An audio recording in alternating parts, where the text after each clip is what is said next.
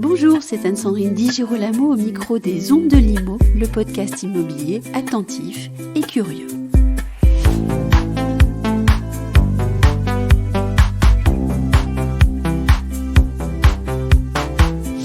Je ne donne pas souvent la date, mais aujourd'hui c'est différent parce que nous sommes le 20 mai 2022. Et cet après-midi, la présidence de la République a annoncé la composition du gouvernement d'Elisabeth Borne.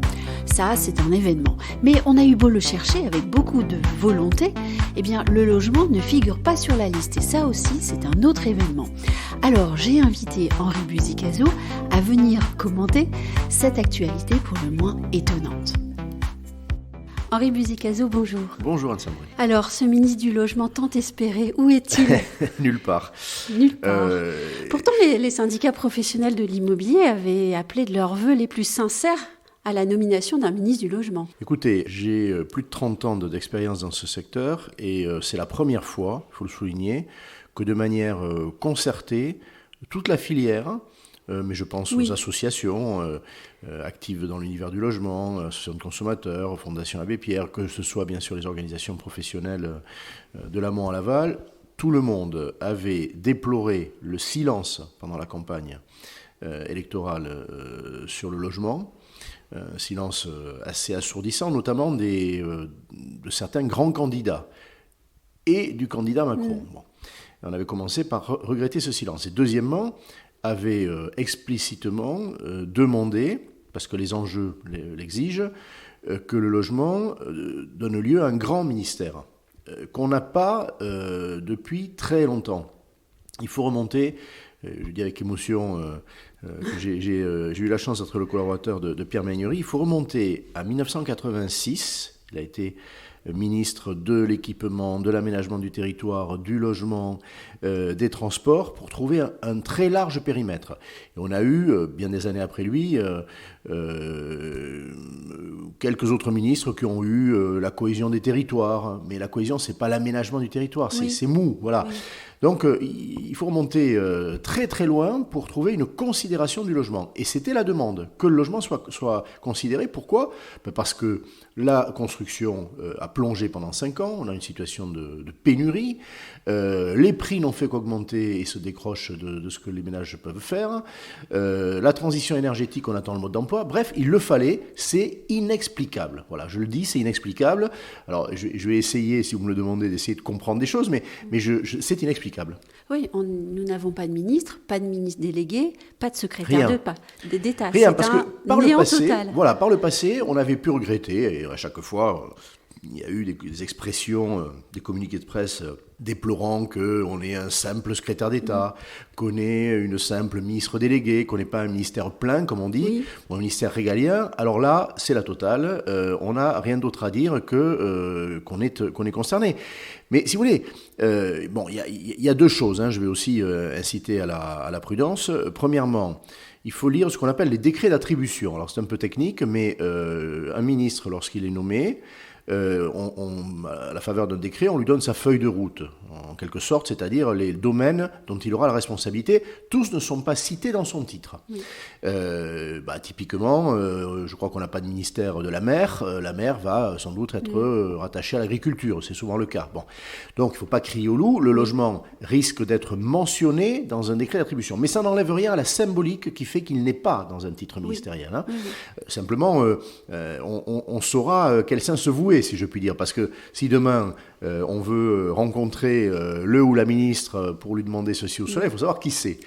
Deuxième prudence à avoir, nous sommes en période de campagne législative, les élections ont lieu dans quelques jours pour ainsi dire, et selon les résultats, il peut y avoir deux choses. D'une part, de nouvelles nominations complémentaires, ce sera sans doute le cas, parce que des personnalités vont être élues, peut-être brillamment, et qu'on voudra qu'elles entrent au gouvernement. Et deuxièmement, il peut y avoir aussi des ministres aujourd'hui nommés qui sont candidats, qui seraient battus, et la règle, a priori, est qu'ils ne pourront pas se maintenir au gouvernement. Donc, prenons un petit peu notre mal en patience, mais quoi qu'il en soit, la nomination des principaux ministres, la structure ministérielle de base, nous l'avons aujourd'hui, elle est décevante. Voilà. Et ça en dit long aussi, si je peux me permettre, sur le manque d'intérêt profond du président et du Premier ministre sur la question logement, au fond. Est-ce qu'on peut aller jusque-là ? Mais il faut aller jusque-là, parce que une république, la politique qui est menée, tout cela est fait de symboles, de réalité, c'est un fait. C'est pour ça que je dis, il y aura bien quelqu'un chargé du logement et qui peut-être travaillera bien. Mais la symbolique consistant à mettre en exergue ou à ne pas mettre en exergue ce qui est un portefeuille, un dossier, une préoccupation lourde pour les ménages, ça, de toute manière, ça restera. Ça veut dire en effet, on ne peut pas le traduire autrement qu'au sommet de l'État, il n'y a pas la conscience que c'est déterminant, crucial, vital pour les ménages. Or, d'évidence, c'est ça aujourd'hui, c'est le premier poste budgétaire de ménage. L'inflation vient révéler la souffrance d'un certain nombre de ménages qui ne vont pas parvenir à payer leur loyer, qui ne vont pas parvenir à payer leur mensualité.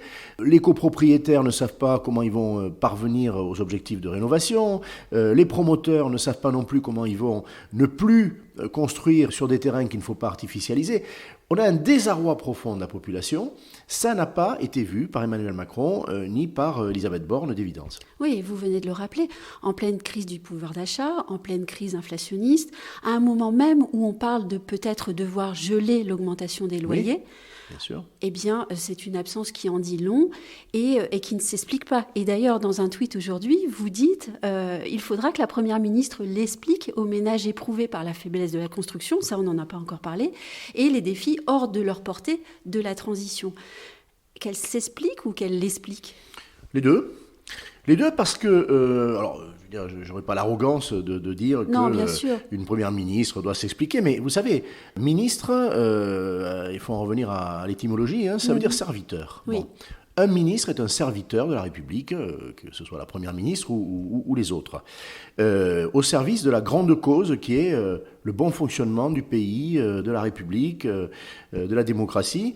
Donc oui, il faut rendre des comptes quand on est celle ou celui. Un gouvernement est constitué par les deux, le président de la République et la première ministre. Donc les deux sont co-responsables. Il va falloir qu'ils s'expliquent. Oui, parce qu'ils sont au service des Français. Parce qu'ils sont au service des Français et que là, je trouve qu'ils leur font un mauvais coup aux Français, si on peut s'autoriser cette expression. Et c'est pas la filière professionnelle, c'est bien au-delà. C'est bien aussi de le dire, ça. Bien sûr, c'est pas corporatiste. La difficulté du logement est tellement présente en France qu'on n'en est même plus à la défense des professionnels. Non, on n'en est pas du tout à la défense des professionnels. J'ai envie de dire, vous savez, la question est critique. Oui, ils seront agiles, ils feront ce qu'ils peuvent, parce que voilà, quand on a un métier, on essaie de le faire, quel que soit les circonstances. Mais quand on ne peut pas atteindre les résultats au profit des clients, des ménages, là, il y a un problème. Donc, c'est du pays qu'on parle, c'est pas du tout des professionnels, même si sans doute ils sont déçus ce soir. La question est cruciale. Et je pense que, en effet, plus que de s'expliquer, il faut expliquer. Et là, comment va-t-on expliquer que ce qui, d'évidence, c'est-à-dire qu'il y a des preuves, vous avez évoqué la chute de la construction, mais on va être très clair.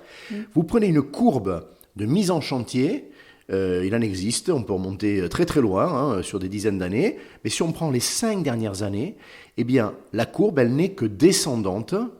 C'est un tout petit peu remonté ces derniers mois, mais on est à des niveaux d'étiage qu'on n'avait pas connus depuis 20 ans, 25 ans, alors que la population a beaucoup cru, les besoins ont cru, les besoins en qualité aussi, on sait que les ménages veulent des logements plus vastes, plus clairs, plus végétalisés, des immeubles plus végétalisés.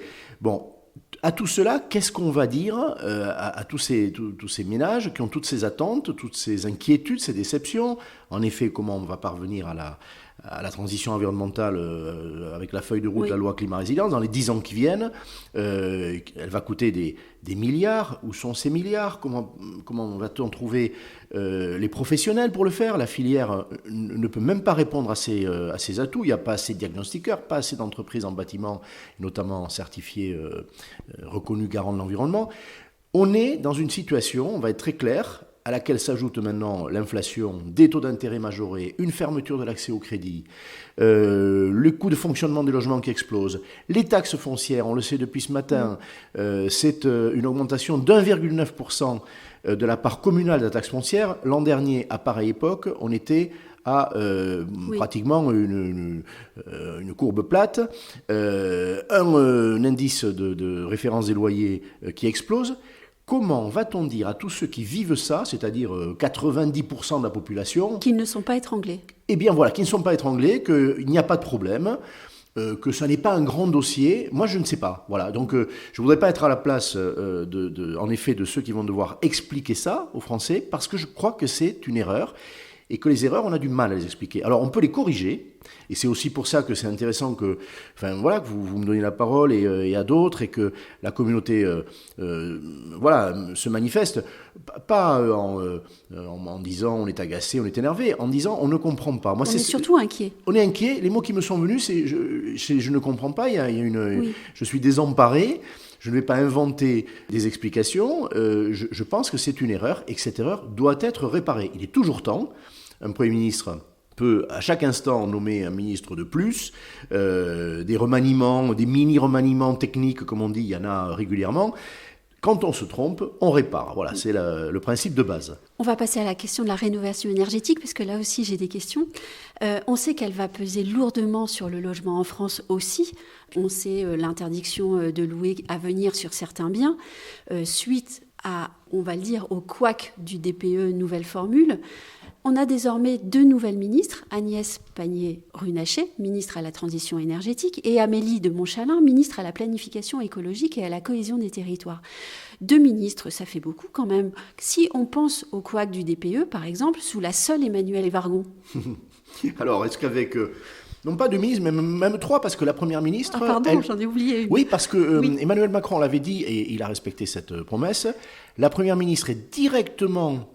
responsable de cette programmation environnementale, et ces 2 ministres délégués, ces 2 femmes, sont auprès d'elle. Donc en fait, il y a 3 personnalités politiques qui sont chargées de s'en occuper. Alors faut espérer que ça ne fera pas 3 couacs, là où on en a eu un. Plus sérieusement, là pour le coup, je vois dans ce choix d'avoir une vraie task force ministérielle, la conscience que cette programmation est extrêmement difficile, qu'il va falloir la peser au trébuchet. Typiquement, on parle de logement aujourd'hui. Les propriétaires bailleurs, par exemple, ont un échéancier de disqualification de leur logement, en gros. Si leur logement est une passoire énergétique ou un peu mieux que ça, etc., et que les travaux ne sont pas faits, le logement sera indigne, et selon un échéancier qui va jusqu'en 2034, il y aura interdiction de louer. Bon. En fait, on ne peut pas s'offrir ce luxe, donc il va falloir que les travaux soient faits. On sait qu'il y a quantité de problèmes, en particulier financiers. Les aides publiques ne vont pas tout faire. Il va falloir qu'il y ait une offre de crédit suffisante. Certains n'ont pas accès au crédit, des personnes âgées. Qu'est-ce qu'on va faire pour elles ? Bref, il y a désormais certains caps. Je trouve que c'est bien qu'il soit fixé. Je ne fais pas partie de ceux qui disent c'est affreux. Vous savez, si on ne met jamais un cap, on ne fait rien. Mais maintenant, c'est un mode d'emploi qu'il faut. C'est une carte, un GPS, tout ce que vous voulez. En tout cas, on ne sait pas, une boussole, on ne sait pas comment on va réussir, qu'on soit un promoteur, un ménage qui va devoir décider de travaux, les voter en copropriété, que ce soit un diagnostiqueur, il manque autant de diagnostiqueurs que nous en avons aujourd'hui pour pouvoir mettre en œuvre le nouvel outil qui est l'audit énergétique, normalement à partir de septembre. Rien ne va plus. Donc, ces 3 ministres, pour moi, s'ils ont la mission que je crois de décrire le chemin, de tracer le chemin, alors ça ira. Parce qu'effectivement, jusqu'à présent, on a... des discours incantatoires. La loi du 22 août 2021, la loi climat-résilience, elle est en un sens incantatoire, ce qui est le rôle d'une loi. Maintenant, on est dans le dur. On met les mains dans le cambouis et on dit aux Français, aux professionnels comme aux profanes, comment ils vont devoir faire. Et donc ça, pour moi, c'est plutôt bien. Je reviens quand même sur le couac du DPE. Moi, je vais vous dire une chose. L'audit énergétique... Le décret a été signé par Emmanuelle Evargon juste avant qu'elle ne quitte ses fonctions. Mais c'est le même bazar. On va être très clair. La profession de diagnostiqueur, je vous invite à parler avec les responsables de la profession, n'est pas prête. Non. Septembre, qui est déjà le fruit d'un report, ne suffit pas. Pourquoi n'utilise-t-on pas, moi je l'avais dit et écrit pour le DPE, l'expérimentation ? Avant de se planter, de devoir arrêter la machine comme on l'a fait, Ça a coûté 10 millions d'euros aux contribuables parce qu'il a fallu refaire gracieusement, c'est avec vos impôts les miens. Non, c'est pas gracieux. Non. Voilà. Eh bien, on remet le couvert, on fait la même erreur. En septembre, faisons une expérimentation territoriale sur certains types de biens à tel endroit. Essayons, comme les peintres, d'abord si la couleur est la bonne, avant de badigeonner toute la toile. Donc là, franchement, de la modestie, du réalisme et l'expérimentation. Ça va être le secret. Et accessoirement, un ministre qui va être chargé du logement, en plus de ces 3 personnalités. Allez, et puis j'ai une dernière question. Pour le moment, mais ça pourra être corrigé, on n'a pas de ministre du logement. Nous avons ces ministres pour l'énergie et l'écologie, et à vous entendre, il y a du positif derrière, oui. Et on attendra de voir les résultats. Moi, je me demande quand même s'il ne reste pas pour l'immobilier le réconfort éternel, je dirais, de la présence de Bercy. Alors bon, écoutez, Bercy, d'abord, il est de bon ton de dire, jusqu'au ridicule, je vais illustrer mon propos, que Bercy, c'est toujours ce qui bloque. C'est-à-dire que, oui, on voudrait bien faire ceci, faire cela, mais le grand argentier dit, ah ben non, ça va coûter à l'État, ne serait-ce qu'en trésorerie, oui, ça va peut-être rapporter, mais enfin, on ne fera pas.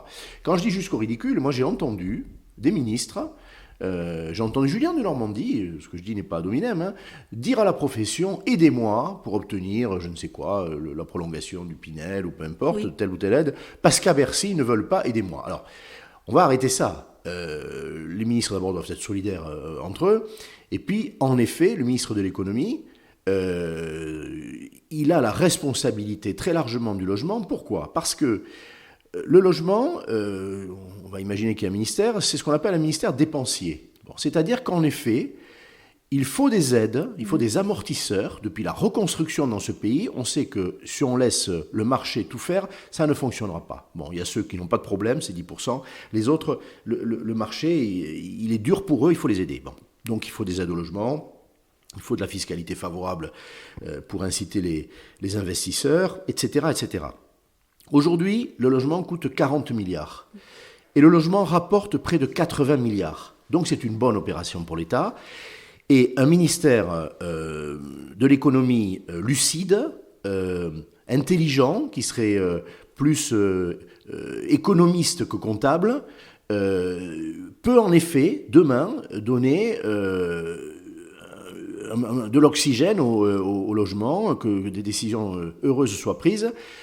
On a trop souvent eu un ministère de la comptabilité, voilà, et pas un ministère de l'économie.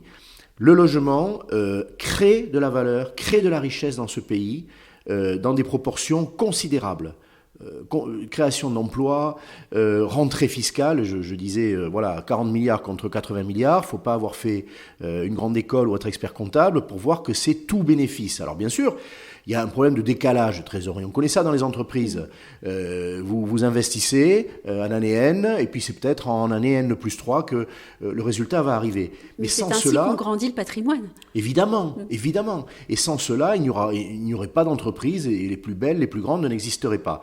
Cet investissement, l'État doit le faire, et il doit le faire avec la certitude acquise depuis 50 ans. On peut regarder, le logement est d'un très bon rapport.